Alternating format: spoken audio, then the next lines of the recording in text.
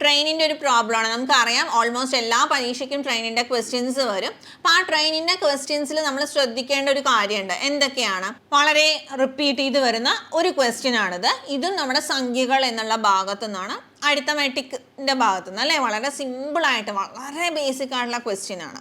ഇത് വന്നിരിക്കുന്നത് ജോമെട്രിയുടെ ഭാഗത്തു നിന്നാണ്. ജാമിതി, അതുപോലെ തന്നെ നമുക്കറിയാം സോളിഡ്സ്, പ്രിസം, നമ്മുടെ സ്തൂപങ്ങൾ, സ്തംഭങ്ങൾ, വ്യാപ്തം എന്നുള്ള കോൺസെപ്റ്റ് ഒക്കെ വരുന്ന ഭാഗത്തു നിന്നാണ്. പലിശ എന്ന് പറയുമ്പോൾ തന്നെ നിങ്ങൾ ആലോചിക്കേണ്ടത് ഏറ്റവും ബേസിക് എന്താണ്? ശതമാനമാണ്.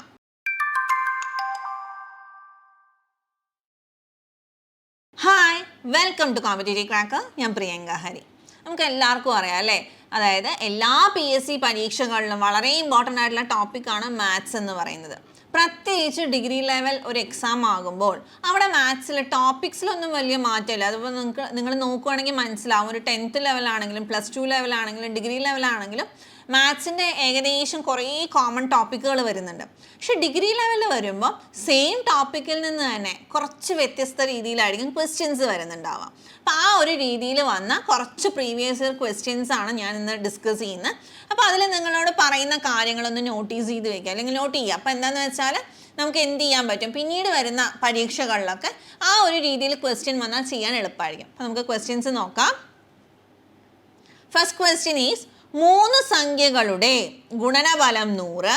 ഇവ കൂട്ടിയാൽ കിട്ടുന്ന സംഖ്യയുടെ അവസാനത്തെ അക്കം 3. അങ്ങനെയെങ്കിൽ ഇവയിൽ രണ്ടാമത്തെ വലിയ സംഖ്യ ഏത് എന്നാണ് ചോദ്യം. ഓക്കെ, അപ്പം എങ്ങനെയാണ് ക്വസ്റ്റ്യൻ വന്നത് നോക്കിക്കേ. അതായത് 3 സംഖ്യകളുടെ ഗുണനഫലം, 3 സംഖ്യകൾ, അതായത് ഒരു സംഖ്യ ഇൻറ്റു അടുത്ത സംഖ്യ ഇൻറ്റു അടുത്ത സംഖ്യ. ഇവിടെ എന്ത് വന്നു? 100 വന്നു അല്ലേ. ഇനി അവ കൂട്ടുമ്പോൾ അവയുടെ അവസാനത്തെ അക്കം എന്ത് വരും? ഈ 3 സംഖ്യകൾ ഇങ്ങനെ താഴെ എഴുതി കൂട്ടുമ്പോൾ ഇവിടെ എന്ത് വരണം? 3 വരണം.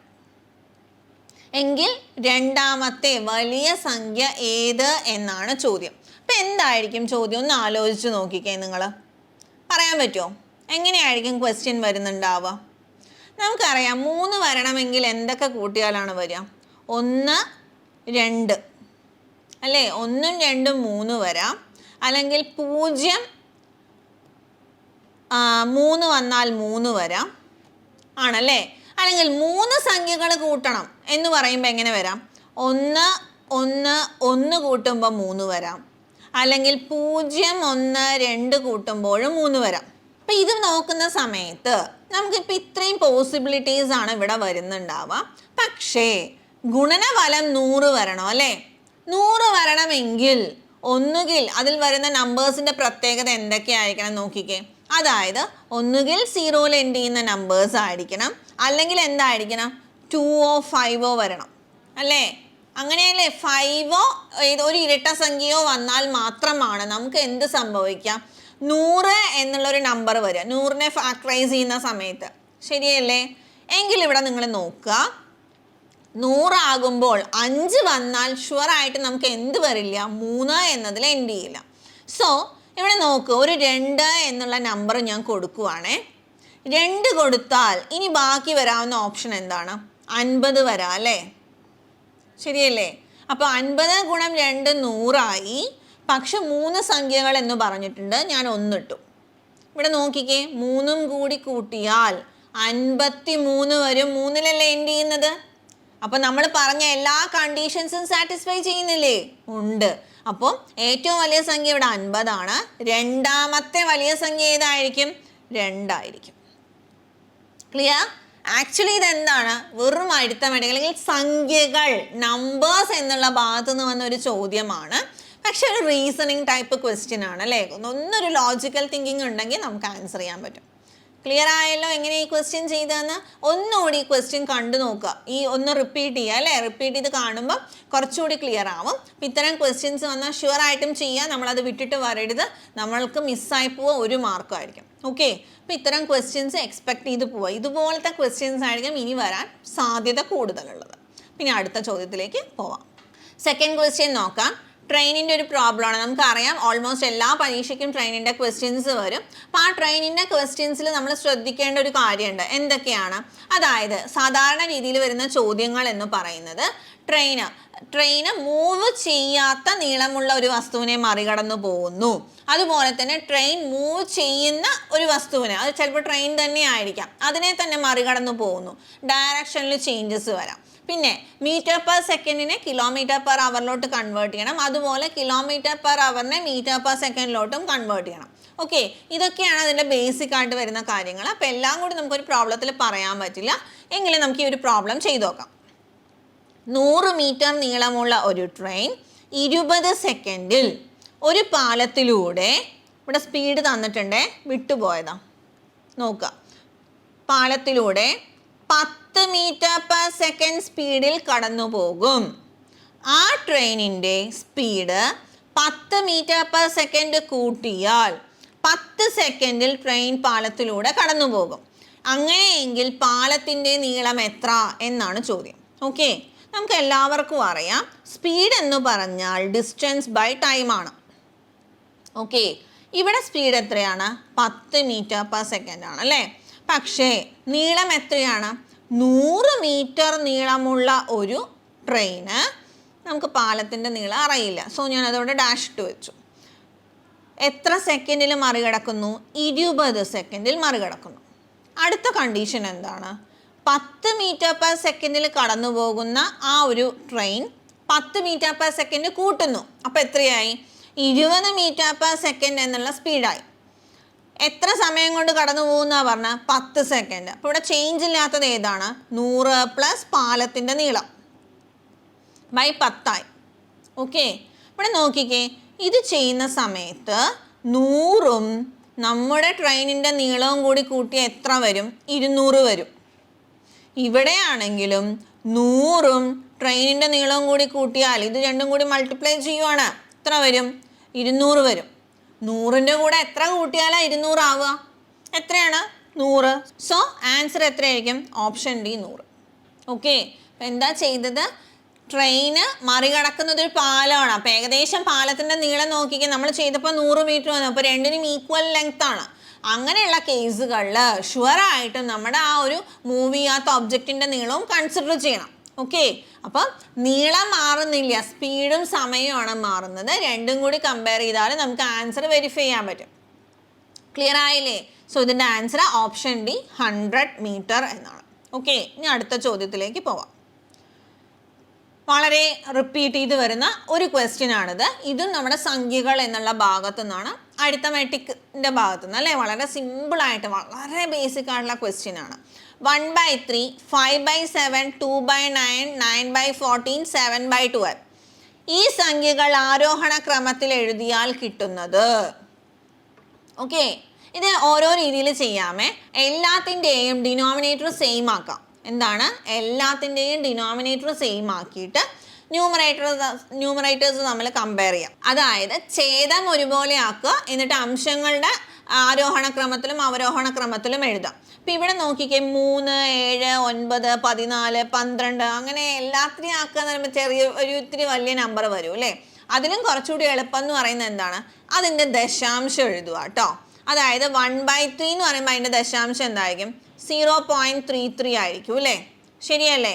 1/3 എന്ന് പറയുമ്പോൾ 0.33 വരും. അതുപോലെ 5/7 എന്ന് വെച്ചാൽ എത്ര വരും? 0.71 വരും. അതുപോലെ 2/9 എന്ന് പറയുമ്പോൾ എത്ര വരും? 2 എന്ന് പറയുമ്പോൾ 20 ആയിട്ട് കൺസിഡർ ചെയ്യുക അല്ലേ. അപ്പം 0.2222 അങ്ങനെ റിപ്പീറ്റ് ചെയ്ത് വരും. അടുത്തത് 9/14 ആണ്. 9/14 എന്ന് പറയുമ്പോൾ എത്ര വരിക? 0.64 വരും. ഓക്കെ, അടുത്തത് 7/12 ആണ്. 7/12 എന്ന് പറയുമ്പോൾ എത്ര വരിക? 0.58 ഒക്കെ വരും അല്ലേ. ശരിയല്ലേ?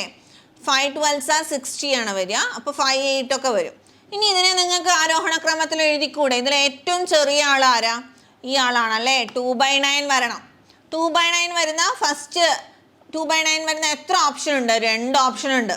അപ്പോൾ അടുത്ത ആളെ നോക്കുക. 0.33 1/3 വരണം. രണ്ടിലും 1/3 ആണ്. അടുത്തത് 7/12 ആണ്, അതും വന്നിട്ടുണ്ട്. ഇനിയുള്ള ആൾ ആരാണ്? 5/7 ആണോ 9/14 ആണോ? 9/14 വരണോ അല്ലേ. So option A is the correct answer. Okay, so option A ആണ് നമ്മുടെ കറക്റ്റ് ആയിട്ടുള്ള ആൻസർ. ഓക്കെ, ഇനി അടുത്ത ചോദ്യം, നാലാമത്തെ ക്വസ്റ്റ്യൻ.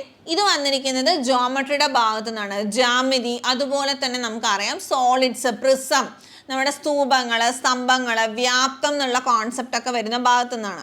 നിങ്ങൾക്ക് ഇതിൽ വലുതായിട്ടൊന്നും അറിയണ്ട, നിങ്ങൾ വായിക്കുമ്പോൾ തന്നെ ക്ലിയർ ആയി മനസ്സിലാവുന്ന ഒരു ക്വസ്റ്റ്യൻ ആണ്. നോക്കിക്കേ, 220 സ്ക്വയർ ഫീറ്റ് വ്യാപ്തിയുള്ള ഒരു തറയിൽ tiles ഇടുന്നതിനായി 2x2 feet, 4x2 feet, അതായത് 4x2 എന്നൊക്കെ നമ്മൾ മലയാളത്തിൽ പറയും അല്ലേ, ഫീറ്റ് വിസ്തീർണമുള്ള ടൈൽസ് ലഭ്യമാണ്.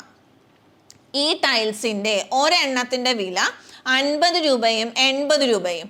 അങ്ങനെയെങ്കിൽ ആ തറയിൽ ടൈൽ പതിക്കാനുള്ള ഏറ്റവും കുറഞ്ഞ ചിലവ് എത്ര? അതായത് ഒരു തറ വ്യാപ്തി എന്നുള്ളതിനേക്കാൾ എന്താണ് വ്യാപ്തി എന്ന് ഇവിടെ ഉദ്ദേശിച്ച് വ്യാപ്തം എന്നുള്ളതല്ല, അതായത് അത്രയും ഒരു ഏരിയ എന്നുള്ള രീതിയിലാട്ടോ ഈ കോൺസെപ്റ്റ് വന്നിരിക്കുന്നത്. 220 സ്ക്വയർ ഫീറ്റ്. ഇപ്പം നിങ്ങളുടെ റൂമാണെന്ന് വിചാരിക്കാം, അതിൻ്റെ തറയുടെ സ്ക്വയർ ഫീറ്റ് എത്രയാണ്? 220 സ്ക്വയർ ഫീറ്റ് ആണ്. അവിടെ ടൈല് പതിക്കണം. 2 രീതിയിലുള്ള ടൈലുകളാണ് നമുക്ക് അവൈലബിൾ ആയിരിക്കുന്നത്. ഒന്നിൻ്റെ സൈസ് എന്ന് പറയുന്നത് 2x2 ആണ്, നീളവും വീതിയും 2 യൂണിറ്റ് ഉള്ളതാണ്. ഓക്കെ, അടുത്ത സൈസ് എന്ന് പറയുന്നത് 4x2 ആണ്, അതായത് 4 യൂണിറ്റ് നീളവും 2 യൂണിറ്റ് വീതിയുള്ളതാണ്. ഇതിൻ്റെ പ്രൈസ് എന്ന് പറയുന്നത് 50 രൂപ, ഇതിൻ്റെ പ്രൈസ് എന്ന് പറയുന്നത് 80 രൂപയാണ്.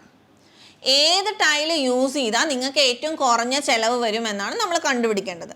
അപ്പോൾ ആദ്യം നോക്കുക, എത്രയാണ്? 220 ആണ് നമ്മുടെ അളവ് അല്ലേ റൂമിൻ്റെ. അതിനെ എത്ര ടൈല് 2x2 യൂണിറ്റ് ഉള്ളത് വേണമെന്ന് നോക്കാൻ എന്ത് ചെയ്താൽ മതി? ചുമ്മാ ഡിവൈഡ് ചെയ്യുക, 2 × 2, അതായത് ടൈലിൻ്റെ സൈസ് കൊണ്ട് ഡിവൈഡ് ചെയ്തു. നമുക്ക് എത്ര കിട്ടി? 55 ടൈല് വേണമെന്ന് കിട്ടി. ഓക്കെ, ഈ 2x2 എന്നുള്ള സൈസിൻ്റെ വില എത്രയാണ്? 50 ആണ്. അത് 55 ടൈല് വേണമെന്ന് നമുക്ക് കിട്ടി. സോ 55 ടൈല് 50 രൂപ വെച്ച് നമുക്ക് എത്രയായിരിക്കും എക്സ്പെൻസ് വരിക? 55 × 50 2750 രൂപ ചിലവ് വരും. ഓക്കെ, ഇവിടെ കഴിഞ്ഞു. ഇനി അടുത്ത ആളിലോട്ട് പോവുകയാണേ. 4x2 എന്നുള്ള സൈസുള്ള ടൈലാണ്. 220 സ്ക്വയർ ഫീറ്റിന് 4x2 സൈസ് കൊണ്ട് ഡിവൈഡ് ചെയ്താൽ എത്ര വരും? 220/8 വരും. ഏകദേശം എത്ര വരും? 27.5 വരും. എണ്ണം നമ്മൾ എപ്പോഴേലും 27.5 എണ്ണം എന്നൊക്കെ പറയൂ? ഇല്ല അല്ലേ. അപ്പം 27 വന്നു. അപ്പോൾ ഒരിക്കലും നമ്മൾ അങ്ങനെ പറയാത്തത് കൊണ്ട് തന്നെ ഇതിനെ എങ്ങനെ കണക്കാക്കണം? 27 മുഴുവൻ ടൈലുകൾ. ഓക്കെ, അപ്പോൾ 27 മുഴുവൻ ടൈലുകൾക്ക് 80 രൂപ വെച്ച് എത്ര വന്നു? 2160 രൂപ വന്നു. ഇനി 0.5 ആണല്ലേ ഉള്ളത്, പകുതി ടൈലായിട്ട് കിട്ടുമോ? ഇല്ല, ഒരു ടൈല് വേണം, ഒരു ടൈല് മുഴുവനായിട്ട് വരണം. ഇവിടെ നോക്കിക്കേ, 2x2 സൈസ് ഉള്ളതിന് 50 രൂപയും 4x2 സൈസ് ഉള്ളതിന് 80 രൂപയാണ്. ഇതിൽ ഏറ്റവും ചിലവ് കുറയ്ക്കാൻ നമ്മൾ ഏത് ടൈൽ എടുക്കുന്നത് നല്ലത്? ഈ 50 രൂപയുടെ ടൈൽ എടുക്കുന്നതാണ് അല്ലേ. അപ്പോൾ ടോട്ടൽ 2160ൻ്റെ കൂടെ ഒരു 50 കൂടി കൂട്ടി എത്ര വരിക? 2210 കാണുന്നുണ്ടല്ലോ അല്ലേ. 2210 ആണ് വരുന്നത്. ക്ലിയർ? അപ്പോൾ ഇതിൽ ഏതിനാണ് ഏറ്റവും ചിലവ് കുറവ്? ഏതെടുക്കുന്നതാണ്? ഏറ്റവും ചെറിയ എമൗണ്ട് വരുന്നത് ഏതാണ്? 2210, ഓപ്ഷൻ ബി. മനസ്സിലായല്ലോ. അപ്പോൾ ഓപ്ഷൻ ബി ആണ് കറക്റ്റ് ആൻസർ. ഇതെങ്ങനെയാണ് ചെയ്തതെന്ന് മനസ്സിലായല്ലോ. അവിടെ ഒരു 0.5 വന്നു. 0.5 ആയിട്ട് നമുക്ക് ടൈൽ എടുക്കാൻ പറ്റില്ല, ഒരു ടൈൽ മുഴുവനായിട്ടും വേണം. അതിന് എന്ത് ചെയ്തു? ഏറ്റവും ചിലവ് കുറഞ്ഞ 50 രൂപയുടെ ടൈൽ അവിടെ കൺസിഡർ ചെയ്തു. അപ്പോൾ 2780 രൂപയുടെ ടൈലും ഒരു 50 രൂപയുടെ ടൈലും കൂടി എടുക്കുമ്പോഴാണ് ഏറ്റവും ചിലവ് കുറഞ്ഞു വരുന്നത്. ക്ലിയർ? അങ്ങനെ ഒരു പ്രോബ്ലം കഴിഞ്ഞു. ഇനി അടുത്ത ക്വസ്റ്റ്യനിലോട്ട് പോവാം. അടുത്ത ക്വസ്റ്റ്യൻ, പലിശ. പലിശ എന്ന് പറയുമ്പോൾ തന്നെ നിങ്ങൾ ആലോചിക്കേണ്ടത് ഏറ്റവും ബേസിക് എന്താണ്? ശതമാനമാണ് അല്ലേ. ശതമാനം എന്നുള്ള കോൺസെപ്റ്റ് 100ൽ എത്ര എന്ന് പറഞ്ഞാൽ അതെന്തായി? ശതമാനമായി. അപ്പോൾ ഇത് വളരെ എളുപ്പമുള്ള ഒരു ക്വസ്റ്റ്യൻ ആണ്. നമുക്ക് നോക്കാം. ഒരു സ്മാരക ട്രസ്റ്റ് നൽകിയ 10 ലക്ഷം രൂപയുടെ പലിശയിൽ നിന്നുമാണ് വിദ്യാലയത്തിലെ വാർഷിക പരീക്ഷയിൽ ആദ്യ 3 സ്ഥാനത്ത് എത്തുന്ന കുട്ടികൾക്ക് സ്കോളർഷിപ്പ് നൽകുന്നത്. ഈ തുക വർഷം 12% പലിശ നേടുന്നുണ്ട്. രണ്ടാമത്തെയും മൂന്നാമത്തെയും സ്ഥാനത്ത് യഥാക്രമം 40,000, 25,000 സ്കോളർഷിപ്പ് നൽകുന്നു. എങ്കിൽ ഒന്നാം സ്ഥാനത്തുള്ള വിദ്യാർത്ഥിക്ക് ലഭിക്കുന്ന സ്കോളർഷിപ്പ് എത്ര എന്ന് കണ്ടെത്തുക. PSC എക്സാമിൽ പലപ്പോഴും മാത്സ് ചെയ്യാൻ മടി കാണിക്കുന്നതിൻ്റെ ഏറ്റവും വലിയ റീസൺ എന്താണെന്നറിയോ? പലർക്കും ഇത്തിരി ലെങ്തി ക്വസ്റ്റ്യൻ വന്ന് ഇത്തിരി പേടിയാണ്. ലെങ്തി ക്വസ്റ്റ്യൻ ആണ്, അപ്പോൾ എന്തെങ്കിലും ഒരു കൂടെ അതിനകത്ത് കിടക്കുന്നുണ്ടാവും, എനിക്ക് ആൻസറിലോട്ട് എത്താൻ പറ്റില്ല, ടൈം കൺസ്യൂമിങ് ആണ്, ഞാൻ ആ ഭാഗത്തോട്ടേ പോകുന്നില്ല എന്ന്. പക്ഷേ ഈ ക്വസ്റ്റ്യൻ എത്ര എളുപ്പമാണെന്ന് നോക്കിക്കേ. എന്താ പറയുന്നത്? 10 ലക്ഷം രൂപയാണേ. ഓക്കെ, 10 ലക്ഷം രൂപ, അതിൻ്റെ 12% പലിശ. അപ്പോൾ എത്ര വരും? 12% പലിശ എന്ന് പറയുമ്പോൾ ഏകദേശം 1,20,000 രൂപ വരൂ അല്ലേ? ശരിയല്ലേ? 1,20,000 രൂപയാണ് ടോട്ടൽ എന്ത് കിട്ടുന്നത്? ഒരു പലിശയായിട്ട് കിട്ടുന്നത്. അതിൽ രണ്ടാമത്തെയും മൂന്നാമത്തെയും സ്ഥാനത്തുള്ള ആളുകൾക്ക് എത്ര രൂപ കൊടുക്കുന്നുണ്ട്? 65,000 രൂപ ടോട്ടൽ കൊടുക്കുന്നുണ്ട്. ആണോ? 40,000 25,000 കൂട്ടി 65,000 അല്ലേ? അപ്പോൾ ഒന്നാമത്തെ സ്ഥാനത്തുള്ള കുട്ടിക്ക് എത്രയാണ്? നമ്മൾ പണ്ട് പഠിക്കില്ലേ, 10 മിഠായി ഉണ്ടായിരുന്നു, അതിൽ 2 മിഠായി ഒരാൾക്ക് കൊടുത്തു, 3 മിഠായി അടുത്ത ആൾക്ക് കൊടുത്തു, ബാക്കിയുള്ളത് എത്രയെന്ന് വെച്ചാൽ ബാക്കി 5 മിഠായി എന്ന് പറഞ്ഞൂടെ? എങ്ങനെ ചെയ്യുന്നത്? 2 3 5, അത് 10 കുറച്ചു. അതുപോലെ 40,000 25,000 കൂട്ടി 65,000 ആയി. അത് ഈ 1,20,000 നിന്ന് കുറയ്ക്കുക. അപ്പം 1,20,000 മൈനസ് 65,000 എത്ര കിട്ടും നമുക്ക്? 55,000. അതാണ് നമുക്ക് ആദ്യത്തെ കുട്ടിക്ക് കൊടുക്കേണ്ട എമൗണ്ട്. അത് ഏതാ ഓപ്ഷൻ? Option A. എത്ര എളുപ്പമുള്ള ചോദ്യമാണ്. അപ്പോൾ ചോദ്യത്തിൻ്റെ നീളമോ വലിപ്പം ഒന്നും കണ്ടിട്ട് പേടിക്കേണ്ട, എന്തായാലും ശ്രമിച്ചു നോക്കുക. ഓക്കെ, ഇനി അടുത്തൊരു ചോദ്യം നോക്കുക. ഒരു ക്ലാസ്സിലെ ആൺകുട്ടികളുടെ ശരാശരി മാർക്ക് 62, പെൺകുട്ടികളുടെ ശരാശരി മാർക്ക് 52 ആണേ. ആൺകുട്ടികളുടെയും പെൺകുട്ടികളുടെയും കൂടി ശരാശരി മാർക്ക് 60 ആണെങ്കിൽ ആ ക്ലാസ്സിലെ ആൺകുട്ടികൾക്ക് എത്ര ശതമാനം മാർക്കുണ്ട്? എന്തൊരു ക്വസ്റ്റ്യനാ അല്ലേ? ശരാശരിയും വന്നു, ശതമാനവും വന്നു. അപ്പം നോക്കിക്കേ, നിങ്ങൾ വിചാരിക്കുന്നുണ്ടോ ഇതൊക്കെ എങ്ങനെ ചെയ്യുമെന്ന്? എളുപ്പത്തിൽ നമുക്ക് അലിഗേഷൻ മെത്തേഡ് വെച്ച് ചെയ്യാം. എങ്ങനെയെന്ന് ഞാൻ പറഞ്ഞുതരാമേ. അതായത് ആൺകുട്ടികളുടെ ശരാശരി മാർക്ക് 62 ഞാനിവിടെ എഴുതി, പെൺകുട്ടികളുടെ ശരാശരി മാർക്ക് 52 ഇവിടെ എഴുതി. രണ്ടാളുടെയും കൂടി ശരാശരി എത്രയാണ്? 60 ആണെന്ന് പറഞ്ഞിട്ടുണ്ട്. ഇവിടെ നോക്കുക, ഈ ആൺകുട്ടികളുടെയും ടോട്ടൽ ആവറേജും തമ്മിലുള്ള വ്യത്യാസം എത്രയാണ്? 2 ആണ്. പെൺകുട്ടികളുടെയും ടോട്ടൽ ആവറേജും തമ്മിലുള്ള വ്യത്യാസം എത്രയാണ്? 8 ആണ്. സോ ഇവിടെ നോക്കുക, ബോയ്സ് ഇതാരാണ്? ഇത് ബോയ്സ് ആണ്, ഇത് ഗേൾസ് ആണ്. ഓക്കെ, അപ്പോൾ ഇവിടെ ഇങ്ങനെ എഴുതുന്ന സമയത്ത് ബോയ്സിൻ്റെ താഴെ വന്ന നമ്പർ 8 ആണ്, ഗേൾസിൻ്റെ താഴെ വന്നത് 2 ആണ്. അതായത് ഒരു 100 ഇതാണ്. 100 എന്ന് പറയുമ്പോൾ 100 കൺസിഡർ ചെയ്യുക. 100നെ 80 20 ആക്കിയാൽ തന്നെ ഇവിടെ തന്നെ ആൻസർ എഴുതാം. എന്താണ്? ആൺകുട്ടികളുടെ താഴെ വന്നത് 8 ആണ്. അപ്പോൾ എത്ര ശതമാനമായിരിക്കും? 80% ആയിരിക്കും എന്ത്? ആൺകുട്ടികളുടെ മാർക്ക് എന്ന് പറയുന്നത്. അല്ലാതെ നിങ്ങൾക്ക് നോക്കാം, എന്ത് ചെയ്തു? ബോയ്സിനെയും ഗേൾസിനെയാണ് 8:2 എന്നുള്ള റേഷ്യോയിൽ ഡിവൈഡ് ചെയ്ത്. അപ്പോൾ ബോയ്സിൻ്റെ കാണാൻ എന്ത് ചെയ്യുക? മൊത്തം 10 ഭാഗമാണ്, അതിൽ 8 ഭാഗമാണ് ആൺകുട്ടികളുടെ. അതിനെ ശതമാനത്തിലോട്ട് കൺവേർട്ട് ചെയ്യാൻ 100 കൊണ്ട് ഗുണിക്കണം. അപ്പോൾ എത്ര വന്നു? 80% വന്നു. അങ്ങനെയും ചെയ്യാം. അല്ലാതെ ഇവിടെ നിന്ന് എഴുതാം 8:2 ആണ്, അതിനെ ശതമാനത്തിലോട്ടാക്കുമ്പോൾ 80% 20% ആവും. Which is our option A. കിട്ടിയില്ലേ? എത്ര പെട്ടെന്ന് കിട്ടി. സോ ഇവിടെ നിങ്ങൾക്ക് മനസ്സിലായി കാണൂ അല്ലേ? നമുക്ക് പരിചയമില്ലാത്ത ഒരു ടോപ്പിക്ക് ഞാനിന്ന് പറഞ്ഞിട്ടില്ല. ശതമാനം, എന്താ നമ്മുടെ സാധാരണ ഏരിയ, ട്രെയിനിൻ്റെ പ്രോബ്ലം, പിന്നെ സാധാരണ അരിത്തമെറ്റിക് എന്നുള്ള പ്രോബ്ലംസ്, ഇതൊക്കെ നമ്മൾ പഠിക്കുന്നതാണ്. പക്ഷെ ക്വസ്റ്റ്യൻസ് വരുമ്പോൾ നമുക്ക് പുതുമയുള്ളതായിട്ട് തോന്നി. അപ്പം അതുപോലെ ഇനിയും ഇതുപോലത്തെ ക്വസ്റ്റ്യൻസ്, അതായത് നമുക്ക് എല്ലാവർക്കും വിഷയങ്ങൾ അറിയാം, പക്ഷെ അതിന്ന് ചോദിച്ച വ്യത്യസ്തമായ ചോദ്യങ്ങളുമായിട്ട് നമുക്ക് ഇനിയും വീഡിയോ ചെയ്യാം. അപ്പം നിങ്ങൾക്ക് കുറച്ചുകൂടി തറവും. അപ്പം നിങ്ങൾക്ക് ഏകദേശം മനസ്സിലായില്ലേ എങ്ങനെയാണ് ഇനി പഠിക്കേണ്ടത് എന്നുള്ളത്. സോ ഇപ്പം ഇനിയുള്ള എക്സാംസിന് പ്രിപ്പയർ ചെയ്യാനായിട്ട് ഒരു നല്ലൊരു ഗൈഡൻസ് ഒന്നും കിട്ടാതെ നിൽക്കുകയാണ് നിങ്ങളെങ്കിൽ, നിങ്ങളുടെ ഫ്രണ്ട്സോ റിലേറ്റീവ്സോ ഒക്കെ നല്ല ആത്മാർത്ഥമായിട്ട് പരിശ്രമിക്കുന്നുണ്ട്, പക്ഷെ വിജയത്തിലോട്ട് എത്താൻ പറ്റാത്തൊരു അവസ്ഥയിലൊക്കെ വരുന്നുണ്ടാവും അല്ലേ? പ്രത്യേകിച്ച് മാത്സ്, ഇംഗ്ലീഷ്, പുതിയ പുതിയ ടോപ്പിക്കുകളൊക്കെ വരുമ്പോൾ. അപ്പോൾ അവർക്ക് എല്ലാവർക്കും വേണ്ടിയിട്ടാണ് ടീം കോമ്പറ്റീറ്റീവ് ക്രാക്കർ പുതിയൊരു ബാച്ച് തുടങ്ങിയിരിക്കുന്നത്. സോ നിങ്ങൾക്ക് കൂടുതൽ ഈ കോഴ്സുമായിട്ട് ബന്ധപ്പെട്ട് കൂടുതൽ അറിയാനായിട്ട് തീർച്ചയായും ഈ കാണുന്ന ബോർഡ് നമ്പറിൽ വിളിക്കാം. നമ്മുടെ കോഴ്സിൻ്റെ ഫീച്ചേഴ്സ് ഓൾമോസ്റ്റ് എല്ലാവർക്കും അറിയെങ്കിലും ഞാൻ പറയാം.